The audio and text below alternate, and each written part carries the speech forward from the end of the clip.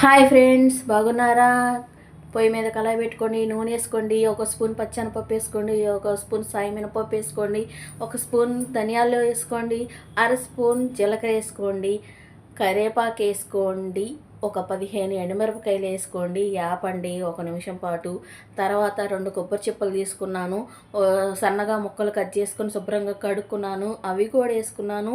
ఎక్కువసేపు అవసరంలే, 2 నిమిషాలు మగ్గనిస్తే చాలు. ఆ కొబ్బరి ముక్కలు కొంచెం పచ్చివాసన పోయేదాకా చూడండి, నేను చూపిస్తున్నాను. కళాయిలు వేసి 2 నిమిషాలు అలా తిప్పేసుకోండి. అయిపోయింది. ఒక మిక్సీ జార్లు తీసుకోండి, 4 ఎల్లుల్లిపాయ రెబ్బలు తీసుకున్నాను, నిమ్మకాయ సైజు అంత చింతపండు నానబెట్టుకున్నాను, వాటర్తో సహా మిక్సీ జార్లో వేసుకొని మీకు రుచికి తగ్గట్టు ఉప్పు వేసేసుకోండి, మిక్సీ వేసేసుకోండి. అంతే, అయిపోయింది. తాలింపు పెట్టేసుకోండి. కళాయిలో 2 స్పూన్లు నూనె వేసుకున్నాను, తాలింపు గింజలు వేసుకున్నాను, కరివేపాకు, ఎండుమిరపకాయ, పసుపు అంతా వేగిపోయాక ఈ పచ్చడి వేసుకోండి. అంతే, నేనైతే ఇలా చేస్తాను.